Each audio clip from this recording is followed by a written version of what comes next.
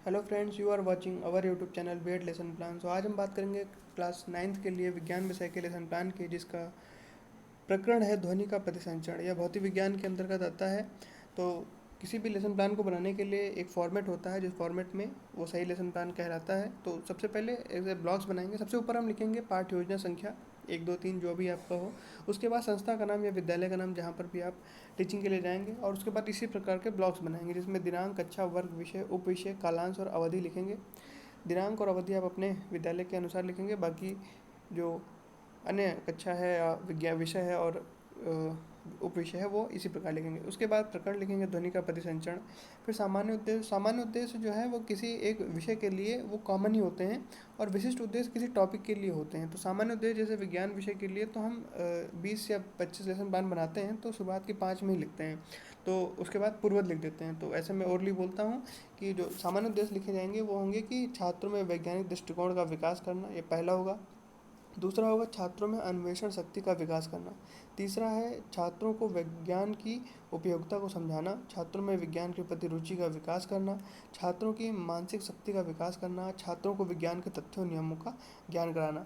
5 या 6 सामान्य उद्देश्य काफ़ी होते हैं एक लेसन प्लान में। उसके बाद विशिष्ट उद्देश्य। तो विशिष्ट उद्देश्य जो होते हैं वो जो हमारा प्रकरण है, जैसे कि आज का प्रकरण है ध्वनि का प्रतिसंचरण, तो इसके प्रति ये समर्पित होते हैं। तो इसमें है ज्ञानात्मक। जो पहला विशिष्ट उद्देश्य होगा तो छात्र ध्वनि के संचरण तथा प्रतिध्वनि को समझ सकेंगे। दूसरा है बोधात्मक, जिसे अवबोधात्मक भी कहते हैं, तो छात्रों को प्रतिध्वनि का बोध हो सकेगा।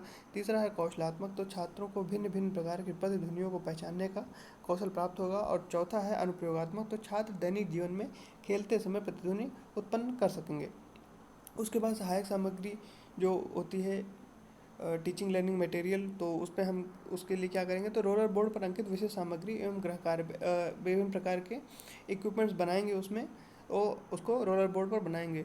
फिर शिक्षण विधि, तो व्याख्यान विधि, प्रदर्शन विधि, पूर्व ज्ञान, जो छात्रों को ध्वनि के बारे में जो पहले से मालूम होता है उसके बारे में लिखेंगे। तो छात्रों को ध्वनि के संचरण तथा ध्वनि की गति के बारे में ज्ञान पूर्वत है, मतलब पहले से प्राप्त है। फिर प्रस्तावना में, तो प्रस्तावना में हम छात्रों से प्रश्न पूछते हैं और उनसे जो हमारा प्रकरण है उसको निकलवाने का प्रयास करते हैं। तो पहला प्रश्न पूछेंगे कि सुबह जल्दी उठने के लिए घड़ी में क्या लगाते हैं, तो छात्र संभावित उत्तर देंगे अलार्म लगाते हैं।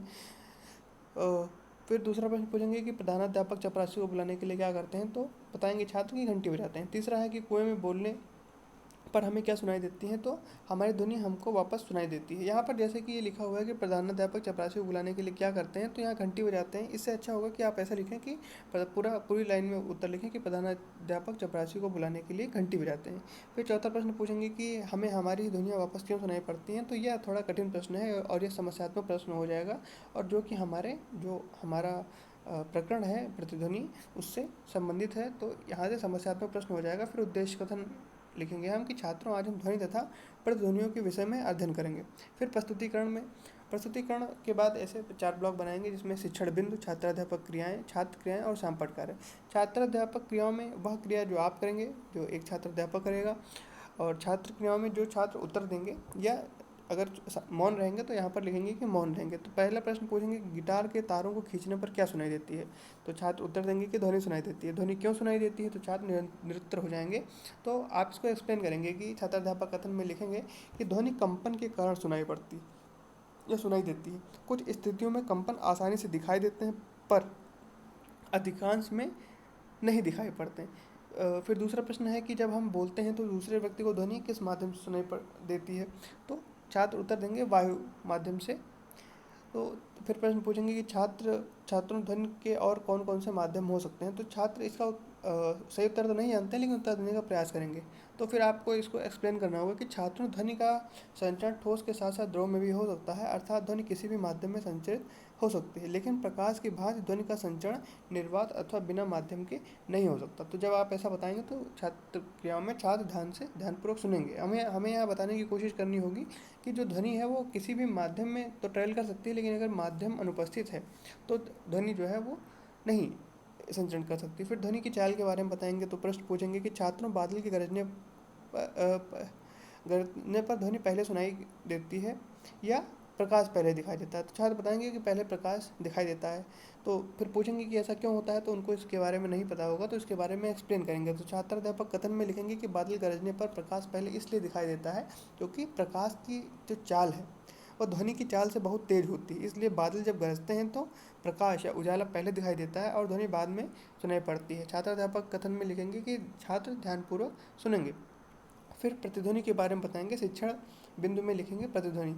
तो जब खाली कमरे में बोलते हैं तो क्या होता है, तो छात्र उत्तर देंगे कि आवाज़ गूंजती है और दोबारा सुनाई देती है। तो फिर पूछेंगे कि ऐसा क्यों होता है, तो छात्र इसके बारे में नहीं बता पाएंगे। तो इसको एक्सप्लेन करेंगे कि जब गहरे कुएं या खाली कमरे में बोलते हैं तो ध्वनि जल के तल या दीवारों से टकराकर वापस आ जाती है तथा मूल ध्वनि की भांति ही सुनाई देती है। इसे ही परावर्तित ध्वनि या प्रतिध्वनि कहते हैं।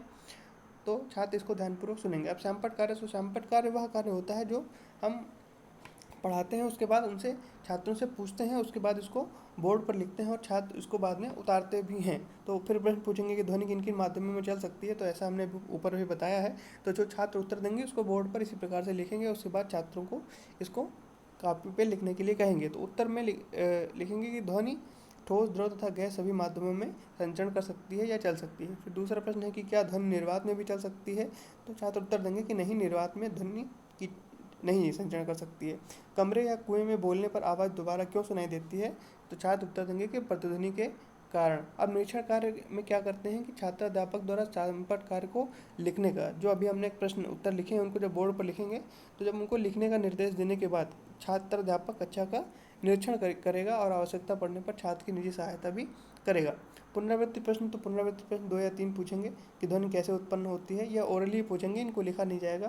प्रतिध्वनि किसे कहते हैं, और फिर गृहकार्य में भी 2 या 3 प्रश्न देंगे। तो जैसे यहाँ गृहकार्य में प्रश्न दिए गए हैं कि ध्वनि के संचरण के लिए क्या आवश्यक है, तो और उसके बाद ध्वनि के परावर्तन से क्या आशय है। तो यहीं पर ये हमारा लेसन प्लान खत्म होता है। आप कमेंट करके ज़रूर बताइए कि कैसा लगा, और हमारे चैनल को सब्सक्राइब भी ज़रूर करें। Thank you.